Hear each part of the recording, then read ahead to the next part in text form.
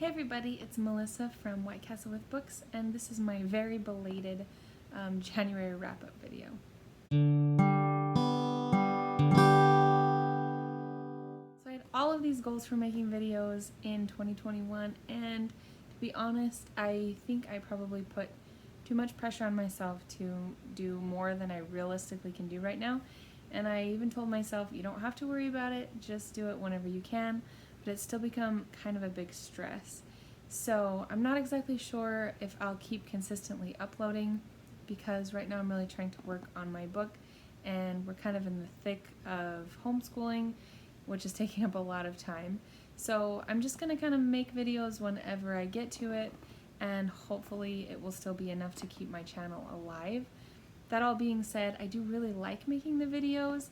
It just kind of ends up being at the very bottom of my priority list, and I'm not getting as much reading in as I would like to, so then I end up feeling like I don't have a lot to say because I just haven't been reading that much.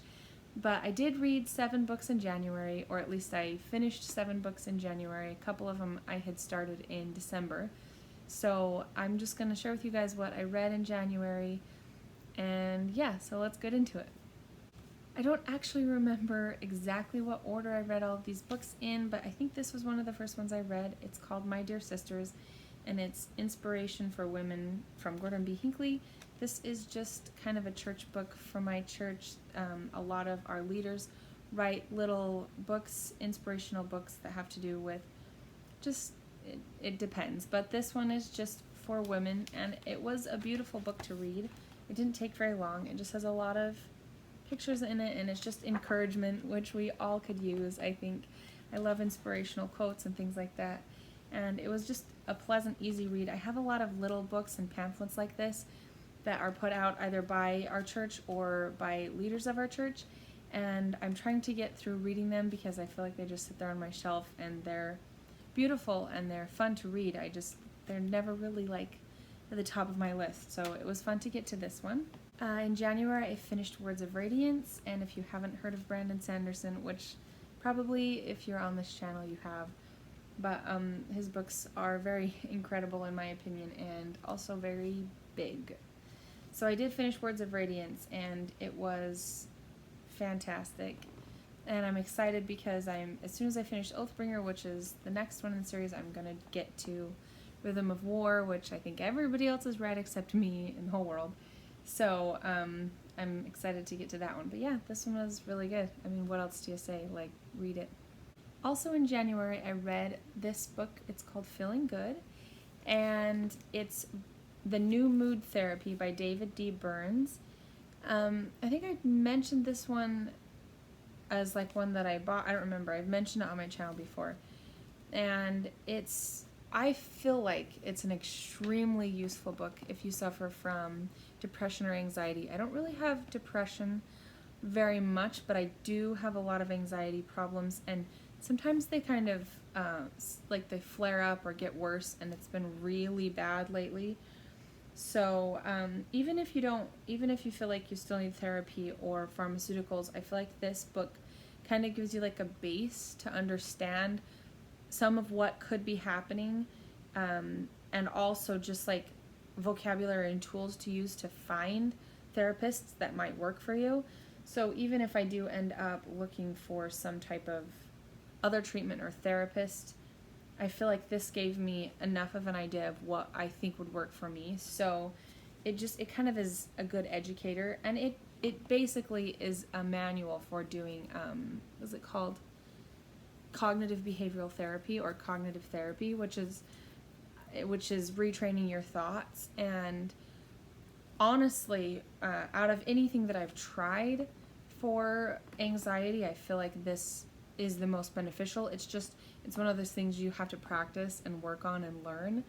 And I listened to this book, and I've decided that I'm now going to just start reading it every single night and taking notes and doing all of the activities, because when I was listening to it, I wasn't sitting and doing the sheets and the worksheets that they told you to do, which I think is really the most helpful when it comes to cognitive therapy. So I'm going to start reading it again, just slowly, but I think it's a phenomenal book, and I believe there's another one out called Feeling Great.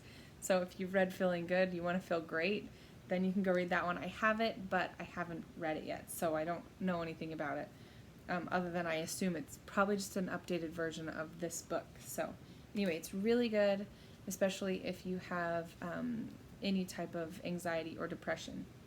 In January, I finished The Bells. This took me like 8 months to read, which says a lot for my interest in this book.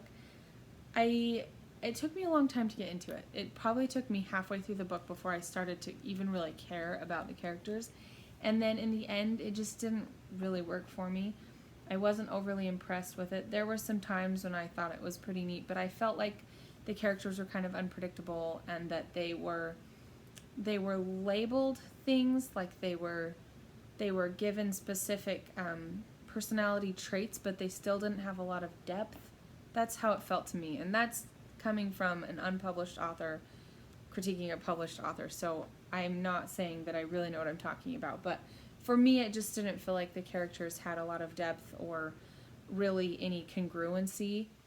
And then the main character often did things that just completely bothered me and disturbed me, even though she supposedly is this rebellious Belle.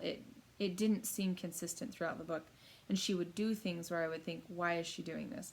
So it was kind of frustrating the whole time. So for me, this book didn't really work, but I'm glad I finished reading. I'm glad I got it off my list, and I probably just won't even keep it. I'll probably end up putting it in my unhaul that I'm slowly building up to. So yeah, that was The Bells. Another book that I read in January was Anna, and this is not anything to do with Frozen. This is another book put out by a member of my church, the church that I belong to. Her name is Susan Evans McLeod, and she writes a lot of just historical romance books.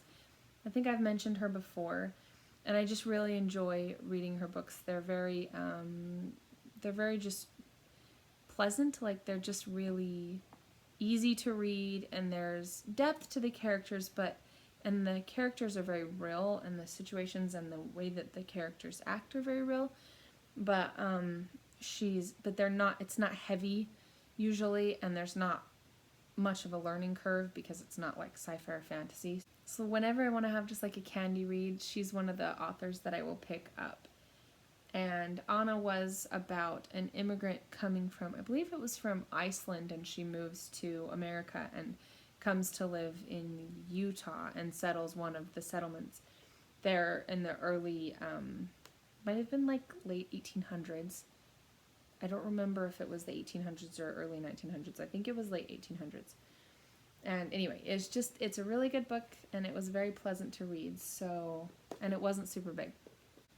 My children and I are reading the Laura Ingalls Wilder series, the Little House on the Prairie series, and we finished On the Banks of Plum Creek together. My mom read this to me when we were growing up, when she was teaching us. We were homeschooled as well, and so it's fun to read these together, and my 8-year-old daughter really likes it because she is kind of wild like Laura, and so she loves to hear about the things that Laura does. And it's good to me because she is not as into reading yet, and so this is one of the series that she still really enjoys reading. And of course, I think they're phenomenal books. So we're starting in on, I think the next one is By the Shores of Silver Lake or something like that. So we just finished this one in January, and we're starting on the next one.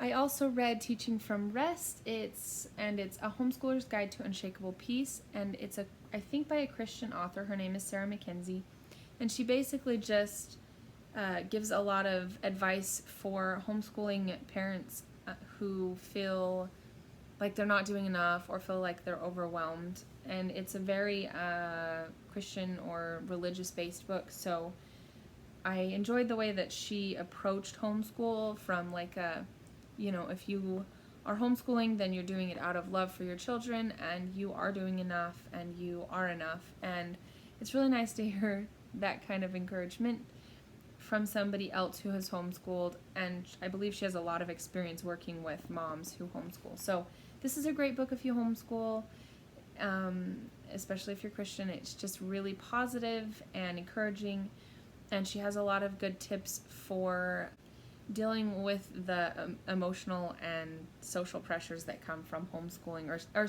can come from homeschooling. So this is a really good book as well, and I'm glad I got to it because I've had it forever on my TBR. So those are the books that I read in January. It's already February 14th. Happy Valentine's Day.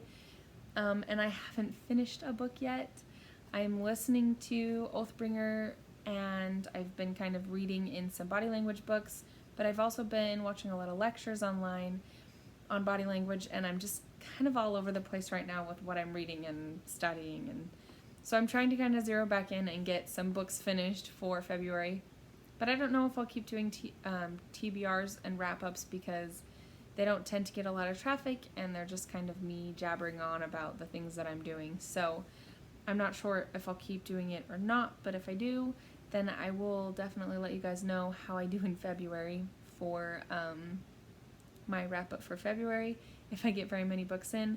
Honestly, at this point, I would be happy if I just finished Oathbringer and a couple of other little books, but we'll just kind of see. There's still half of a month, so anyway, if you like this video, give me a thumbs up and subscribe to my channel. Let me know how your reading is going, if you're struggling as well.